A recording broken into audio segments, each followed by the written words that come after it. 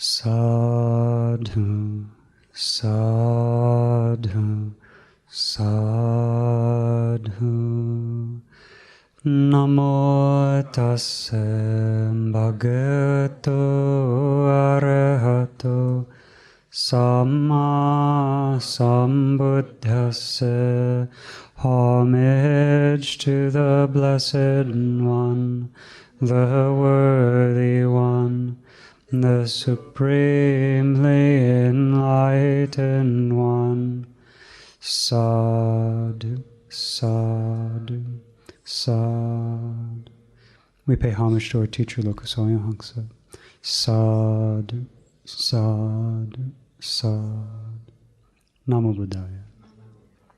So today we've come together in a very peaceful place, in a very comfortable place, a very safe place, with Kalyanamitta, with people who care about our welfare, not only about our welfare in this life, but our welfare in future lives as well. Ordinary friends just think about our welfare in this life. They don't spend much time thinking about our welfare in future lives. But today we've come together to be with people who care about us very much, in a place that's very peaceful, a place that's very safe. It's very safe for a lot of reasons, because people keep the precepts when they come here. So if you leave your valuables somewhere, and a few days later you remember something that you left, you can know that it'll be here, right, when you come back. The Supreme Buddha even gave special instructions to his monks and nuns, saying that if someone leaves something valuable in the monastery, you're allowed to pick it up and put it aside. It's very interesting. He gave a training rule that if monks and nuns are out in public and they see something valuable that looks like it's been lost, we're not to touch it at all. We can tell someone, there's something sitting, in such and such a place. But something that's valuable, we're not supposed to take it, even with the intention of finding the owner. Because it's very easy to get accused of something. In the time of the Supreme Buddha, monks would often get accused of things. Monks were hanging around in quiet places with nobody else around, and so when you're the only one around, it's very easy to get blamed. So the Supreme Buddha, because he cared about this lifestyle of monks and nuns, he gave these very beautiful instructions, right? He said, if it's something valuable, if it's out in the world, just don't touch. Don't even worry about it. You can tell someone else, but don't think that you have to take responsibility for it, because many, many things can happen. But here in the monastery, we can set something aside. And then if a person comes looking for it, we can quiz them, right? What does it look like? Right? Is it big or small? What color is it? If they can identify it, then we give it to them, right? He even gave those specific instructions, saying this is how you quiz someone. You don't say, "Oh, is this your gold ring?" Right? Because then it's very easy for someone to say, "Oh yes, I like it a lot. I think I'll take that." Right? So instead, we ask, "What's it look like?" And then if the person describes something else completely, we just say, "Keep on looking. You haven't found it here." Right? So also if we're in someone's home, the same thing. We're allowed to put something aside, right, to make sure that it doesn't get damaged or lost. But when we're just out in the ordinary world, the Supreme Buddha said, don't worry about it. It's a very beautiful practice, isn't it? A very beautiful protection that the Supreme Buddha gives us. So here you've come together in a very, very safe place with people who really care about you. And we've come together having minds that are able to understand things in the world. Many beings are born in a place where they don't have a mind that can understand things at all.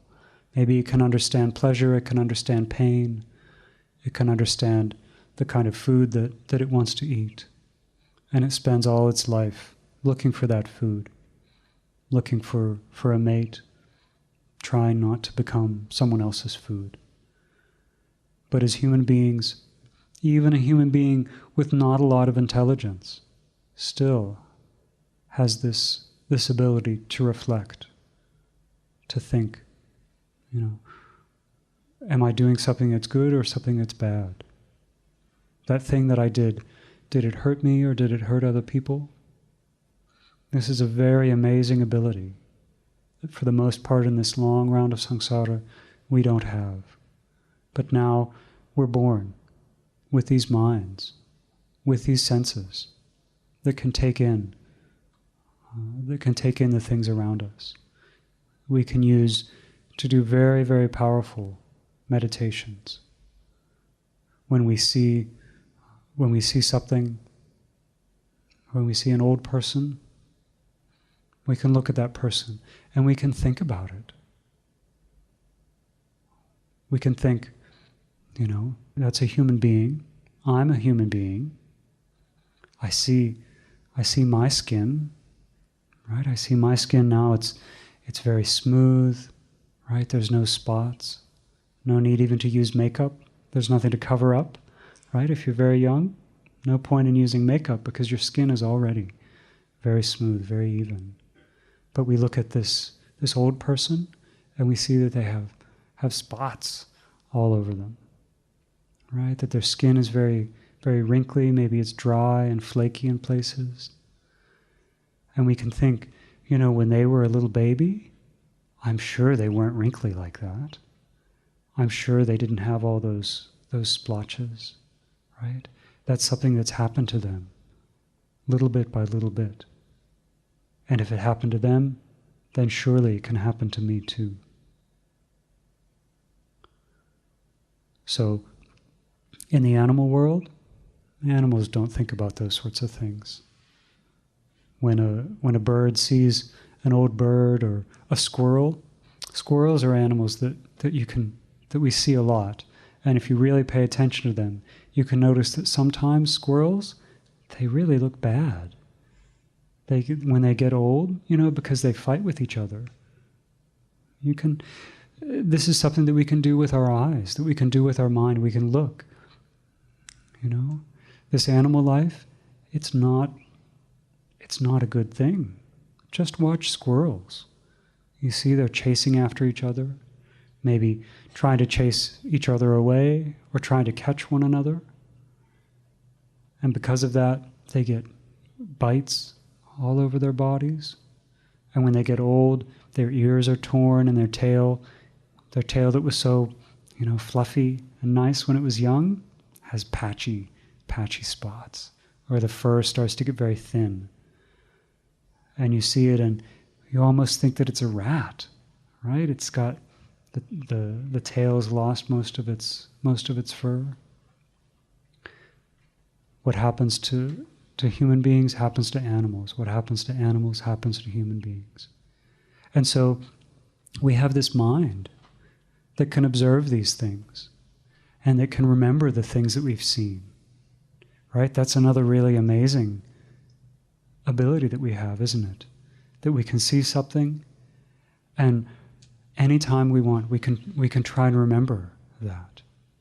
If we want to do a meditation on the real nature of this body, we don't have to find our grandmother and sit down and say, "Grandmother, please sit here so I can remember what it's like to grow old." We don't have to do that, do we? It's kind of nice that we don't. And very beneficial. So wherever we are, we can think about these things. When we learn the Supreme Buddha's Dhamma, when we memorize it, when we reflect on it, right? Anytime we need that Dhamma, we can call it to mind. We can remember and use it, because that's the reason that we're learning the Supreme Buddha's Dhamma, not just so we can pass a test at the end of the year.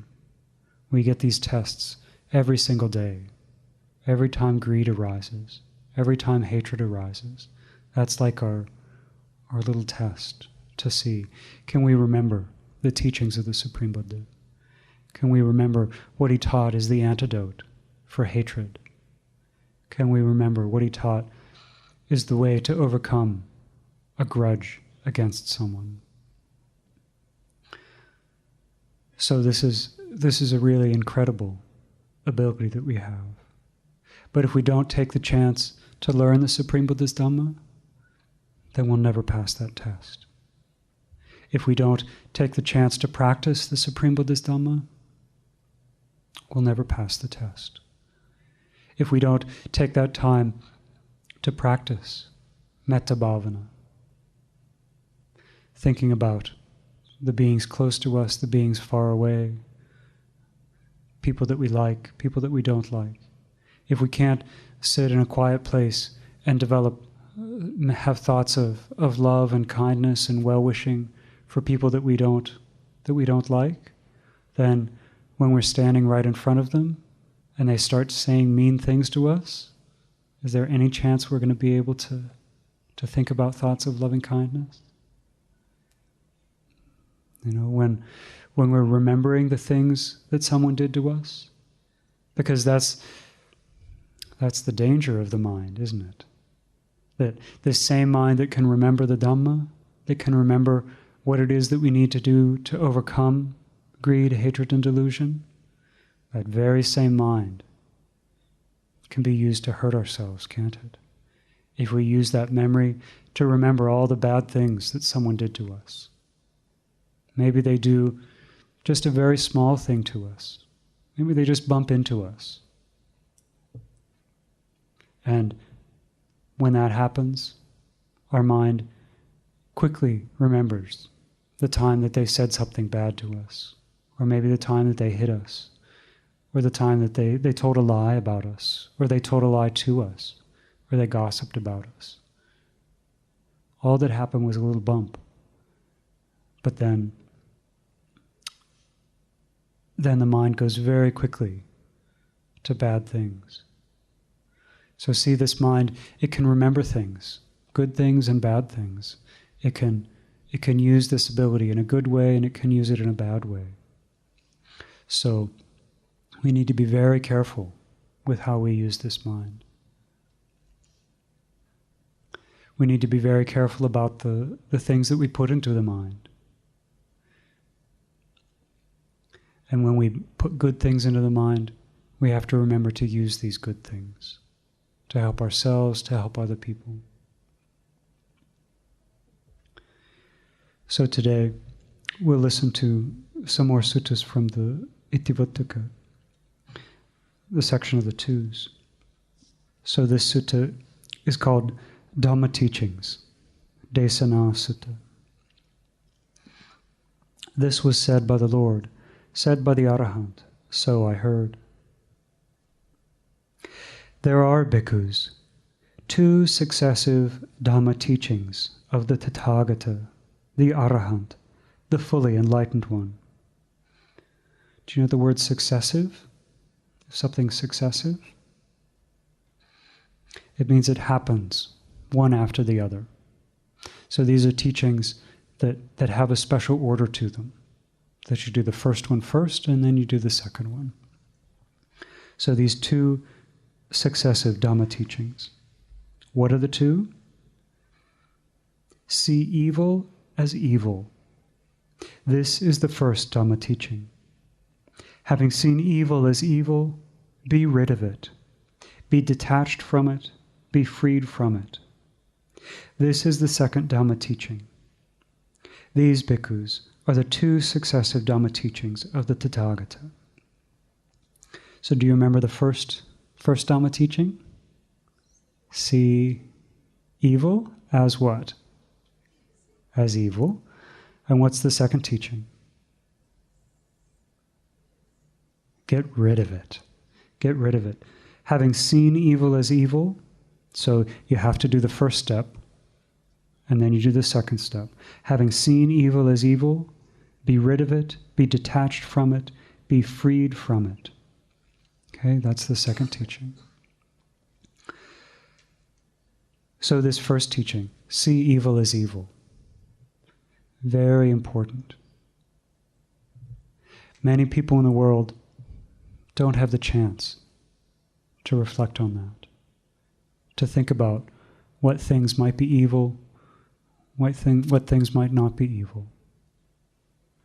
Some people don't even believe that evil exists in the world, that everything's relative, that there's not really any good or bad, that just if we think it's good, then it's good, if we think it's bad, then it's bad. People believe that. I'm not making that up. People believe that it's all about the context that something happens in. So the Supreme Buddha taught very clearly that there are things in the world that are very bad, that we might not be able to see the results of right away. See, he doesn't say, see the results of evil, because this isn't a knowledge that ordinary people can have. The ability to see the results of actions, this is available to us only if we have a highly developed mind. Sometimes we can see results of actions. It's true. Someone gets caught because they stole something. But there are many people in the world who never get caught, aren't there? Many people who steal things. They're never caught. Maybe we've even stolen something, but we never got caught. So if we think that any result from an action, that we'll be able to see that result, and that if we don't see the result, then there is no result, very dangerous. Very dangerous. Why? Because we're not seeing evil as evil. Some people don't even like to hear that word. Some people have even been taught that in Buddhism there is no evil. I've met people like that. That there's just wholesome and unwholesome, right? Things that are better to do and things that are worse to do. There's many lies out there about what the Buddha taught. But right here we have, see evil as evil. He didn't say, see that there's no evil in the world, that the world is just a good place. He never said that. He said that there are some actions that are very, very bad. He said that there are some actions that are extremely bad, that the results from those actions always have very bad results right away. Killing our mother, killing our father, killing an arahant, wounding a Supreme Buddha, dividing the community of monks or nuns. The Supreme Buddha taught these actions, very, very bad. Do you remember why they're bad? There's a couple specific reasons why they're very, very bad. What's a reason that killing our parents, killing an arahant, is different than killing an ordinary human being? So let's think for a minute. Can we think of any arahants who we know for sure killed human beings? Who's an arahant who killed a human being? Who killed a lot of human beings? Angulimala, yes. So he killed human beings in that life that he was living in the time of the Supreme Buddha. Did he experience all the bad results from those actions? No, he actually didn't. He experienced some bad results from it. People threw rocks at him when he went on alms round. So some bad results. But was he born in a bad destination because of killing those human beings? No. he was even able to attain arahantship under the Supreme Buddha. Can we think of any arahants who killed their parents in that life? No. No. Can we think of anyone who killed their parents in the time of the Supreme Buddha? Who killed his parents? I'll give you a hint. It's a he. Ajatasattu. So, was he able to attain arahantship? Why not? Because he killed his parents. Was it because he didn't have the association with Kalyanamitta? Who's the supreme Kalyanamitta? Supreme Buddha, right? He said, I'm the supreme, I'm the best Kalyanamitta. Because for me, you learn about the Noble Eightfold Path. Did King, he was actually the king. One day when he went to see the Supreme Buddha, he listened to a very, very beautiful sutta on the fruits of living the homeless life. But he wasn't able to attain even Sotapanna. Right? Not even able to attain Sotapanna. He was sitting there right in front of the Supreme Buddha, but he couldn't penetrate the Dhamma. He had a happy mind in that moment. Right? He started out the day feeling very anxious. And by the end of the day, he felt more peaceful. But he wasn't able to attain the Dhamma. He wasn't able to penetrate it. So this is one very, very serious consequence that beings have to face. Even if they don't know the Dhamma, there's not an escape clause that says, well, if you're not a Buddhist and you kill your parents, then that's different. Right? Anyone who kills their parents, even if they think that they're doing something good. So this is a very important factor in actions. Some people think that, so for example, if we kill an animal by stepping on it by accident, is that considered killing? Is that considered breaking the precept if we step on an animal by accident? No.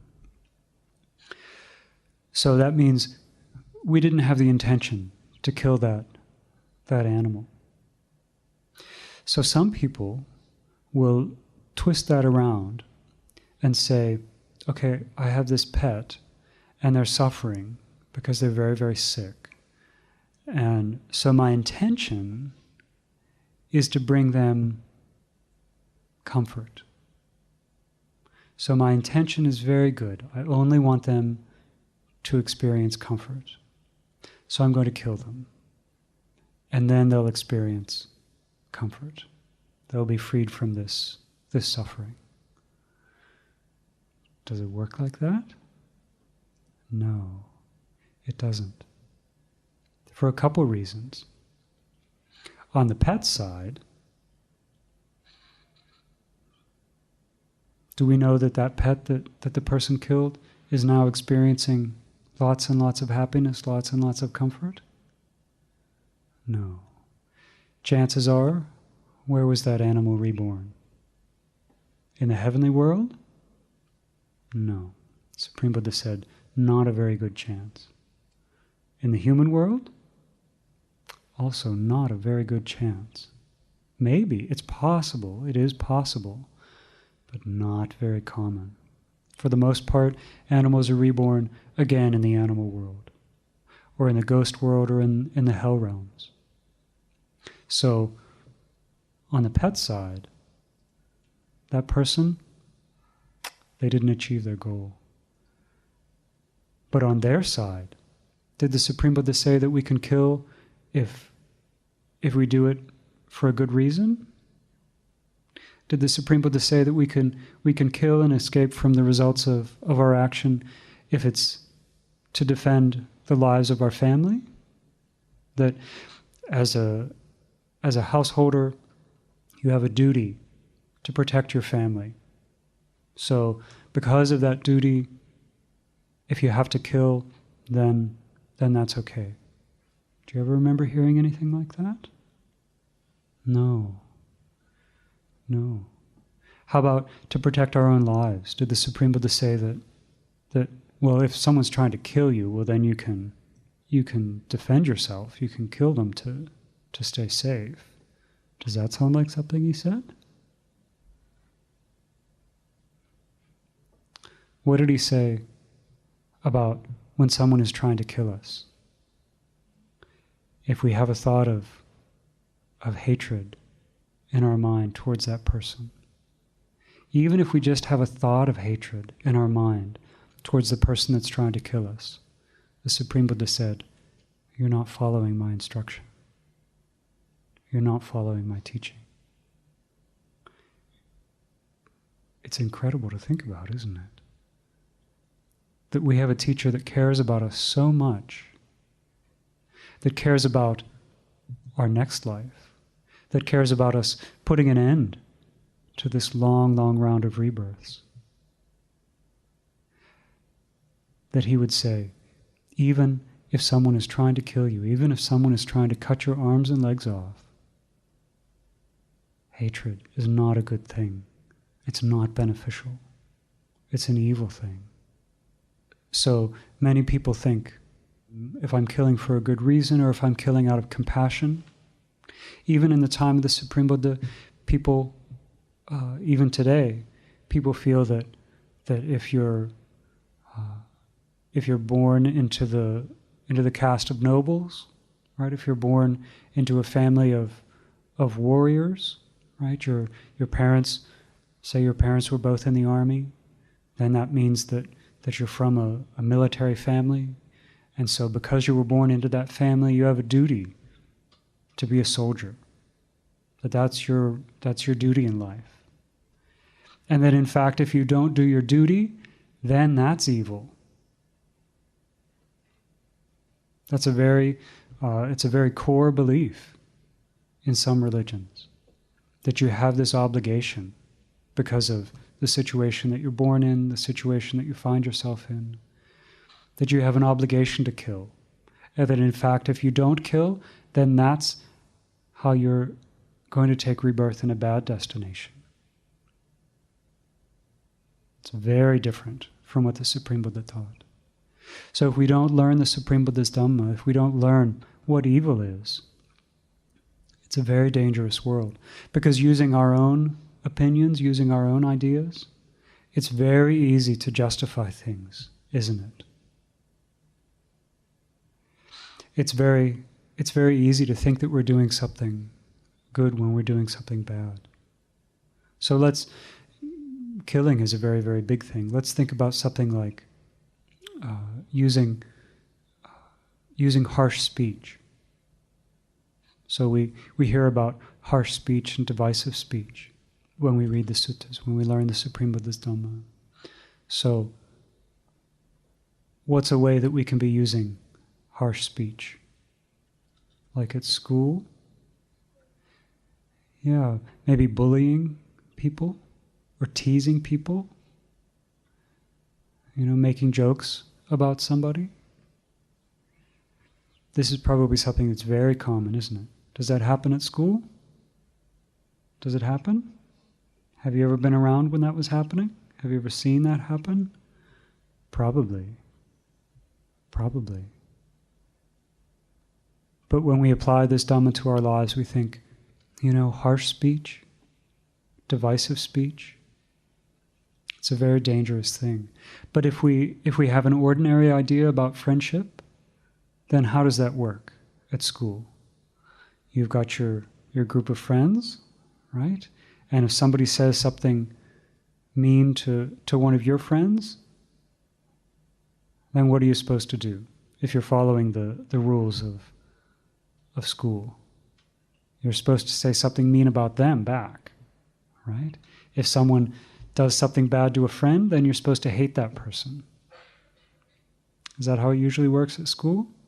That if you have a friend and someone does something bad to your friend, then that person, they can't be your friend.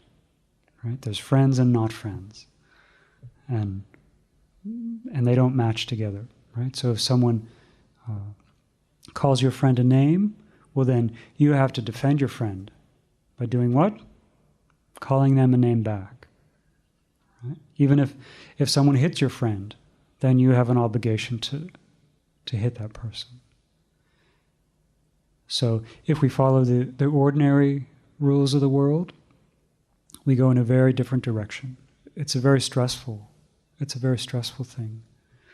But when we learn the Supreme Buddha's Dhamma, then we have a different standard to judge things on. We think, this name calling, that's an evil thing. It's a bad way to use my speech. Even if somebody's calling a friend of mine a name, I don't need to call them a name. Right? Even if someone were trying to kill your friend, you shouldn't try to kill that person. So, what about these small things? That we need to think first about what the Supreme Buddha taught us. What was good action, what's bad action. But if we don't know what things are evil, then we have a very hard time following the second instruction. So what's the second instruction? Get rid of the evil. Be free from it. Be completely detached from it. So this is our goal. And the wonderful thing is we can be working on this all the time, can't we? We don't have to wait for someone to try and kill us. We don't have to wait for someone to say something mean to our friends. Right here, right now, we can work on getting rid of these unwholesome mental states in our mind, because they start out as unwholesome mental states. Right? We usually don't hit someone that we have a lot of love for, do we? Not usually. Usually first comes a thought of hatred, doesn't it? And then, because of that, we get angry. And if we don't take care of our anger first, then we do something bad with our body or with our speech. So the Supreme Buddha taught us that we need to be able to look at the world very carefully. We're very lucky that we have these faculties, this mind that can understand what evil is, that can understand what the precepts are. And we're very lucky that the Supreme Buddha gave such clear guidelines. Right? He said, don't tell a lie. So when we have the chance to tell a lie, maybe to get something that we don't deserve, or maybe even to get something that we deserve, but we're not going to get it unless we tell a lie, we don't have to think, well, in this situation, did the Supreme Buddha say it was okay to tell a lie? Right? If it's a very valuable thing that we're going to lose, then it's okay. If it's worth more than a certain amount of money, then it's okay to tell a lie. No. The Supreme Buddha taught us. He taught his own son, don't even tell a lie as a joke.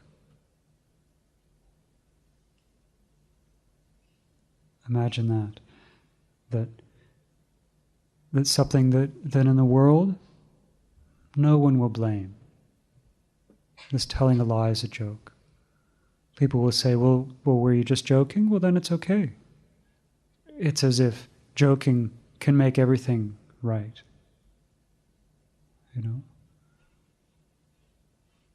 That if we hit someone just as a joke, then it's okay. If we steal something as a joke, then it's okay. Does it sound like the Supreme Buddha's Dhamma? No. Do you remember that ghost? Do you remember that ghost who hid his friend's clothes? Do you remember that story? There was a ghost. Well, when he was a human being, he went to a river to bathe with his friends. And when his friends were in that river, what did he do? He took their clothes. Did he take their clothes and then go sell them? No. Did he take them and never give them back? No. It was a joke. He thought it would be funny, right? We can see how that's funny, can't we? His friends come out of the water. They want to put their clothes on, but they don't have their clothes. They're thinking, oh, am I going to have to walk back home naked or wrap myself in leaves? And meanwhile, he's sitting up on the shore laughing at them. Right? So when he said, oh, it was just a joke, here are your clothes back. Did he get rid of the unwholesome karma that he collected? Did he wash away that unwholesome karma when he went to take a bath? No. What did we learn was the result for that ghost when he was born in the ghost world? Did he have nice clothes of his own? No, he was totally naked. He was totally naked. And it was just a joke. It was just as a joke. But still, he had that thought in his mind, didn't he? These people will be uncomfortable. These people will be embarrassed. And my mind will be happy and their mind will be unhappy. Right? I'll see them scream. I'll see them cry. And I'll laugh and maybe they'll laugh too. Right? So, the results of actions, we can't see them for ourselves all the time. Many, many times. For the most part, we don't get to see the results. Even if we see a result, so if we see someone who stole something, or we read about someone in the newspaper who stole something, or we steal something ourselves, and then we get caught, and we get punished. Maybe even we get punished more than for what it was that we stole. Maybe we stole a small thing, but we get caught and they say that we stole a big thing, and we really get punished. Right? We get punished even more than we think we deserve. Is that the end of the results of that action? Necessarily? No. When we do unwholesome things, usually the result is much, much bigger than just the simple action that we took. That depending on where it is that we are when we experience that result, we may only experience part of the result. It may be that we have to be reborn many, many times, experiencing poverty, experiencing having our own things be stolen from us again and again. We can see that, can't we? People who their houses get robbed again and again, but other people on the same block, their house never gets robbed. And we think, in that life, these people, they're very gentle, they're very kind, they're very generous, they keep the precepts, but still, they keep getting their property stolen, their property damaged. So if we think, all these results, we have to experience them in this very life itself, then we get very, very confused about the results of action. Then we expect everyone who does good things to only experience good results. But with the ordinary eye, we're not able to see what these results are caused by. So, for that reason, we have to follow the Supreme Buddha's two instructions here. In our own lives right now, the life that we're living right now, we need to be concerned about our actions. We don't have to spend our time thinking when our car gets stolen, we don't have to think, Is this a result of stealing my friend's toy? My friend had a toy car and I stole their car. Maybe as an adult now I had my car stolen, my real car stolen. Maybe that's the result, right? No need to think about that. The Supreme Buddha never taught us to think about those things in that way. He said that we can't, with an ordinary mind, really understand these specific results of actions, right? Because maybe someone would think then, oh, well, I'm glad I'm done with that result, right? They may not realize that for 100 births, they have to experience the result of losing their vehicle. If we start to use our own unenlightened mind, unwise mind, to try and pair these things up, we can get in trouble. So, we can follow these very simple instructions. What's the first Dhamma teaching? See evil as evil. And the second, get rid of it. Be free from it. So then the Supreme Buddha taught us some gathas, some verses. So this is the meaning of what the Lord said. So in regard to this it was said, regard the ordered words he spoke, the Tathagata, the awakened one, compassionate for all beings, and the two things he proclaimed. See what is evil is one, the other, be detached from it. With a mind become detached from evil, you will make an end of suffering.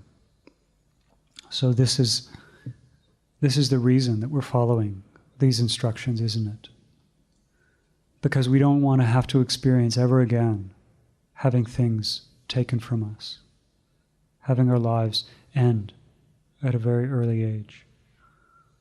We don't want to have to experience any suffering at all. And this is why the Supreme Buddha taught us these two instructions. That by following these two instructions, we'll be able to put an end to this round of rebirth. So this too is the meaning of what the Lord said. So I heard. Sad, sad, sad. So do you remember the collection of suttas that we find this sutta in? What's the name of the book? Itivuttaka. So the sayings of the Supreme Buddha. Do you remember how many chapters there are in the Itivuttaka? How many? 4 chapters. And it's very important to remember this, because the chapters are how we remember where we find suttas. That the suttas are organized the same way that they are in the Anguttara Nikaya. So, which chapter do you think we can find this sutta in? How many teachings were in this sutta? 2. So, which chapter do you think it's in? 2nd chapter. Yeah, it's very handy. So when you go back home and you think, oh, I wish I could reread that sutta, where is it? Right? As long as you can remember that there were 2 teachings. Maybe you forget what the first one is. Maybe you forget what the second one is. Maybe you forget what both of them are. But you remember there were 2 pieces. And you remember that these words that introduce the sutta, that introduce the gathas, that summarize the sutta, that summarize the teaching, and then words that come at the end, right? They're the same in every single sutta in the Itivuttaka. They begin with, this was said by the Lord, said by the Arahant, so I heard. And then after the first part, this is the meaning of what the Lord said, so in regard to this it was said. And then we get gathas. So in every single sutta in the Itivuttaka, we get these gathas after the first half. And then at the end, this too is the meaning of what was said by the Lord, so I heard. So when we start to learn these things about the way the Supreme Buddha preached, about the way that the great Arahants, recited the teachings after the Supreme Buddha passed away, and the way that they've been preserved to us for so long with such care and dedication by people that we'll never get to meet, we'll never get to thank. So when we learn these things, then we can always find the teachings that we need to find. So today, we've collected lots of merit by listening to the teachings of the Supreme Buddha, by paying attention to them very carefully. We've had the chance to learn something that will help us, not just in this life, but help our future lives as well. Because of not hearing these teachings, we've had to be reborn again and again in this long round of samsara. So, having heard these teachings, may we keep these teachings in mind. May we reflect on them wisely. Having reflected on them, may we live our lives in accordance with these teachings. And through the power of this merit, may we one day realize the Four Noble Truths in this Gautama Buddha's dispensation. Sadhu, sadhu, sadhu. Namo Buddhaya.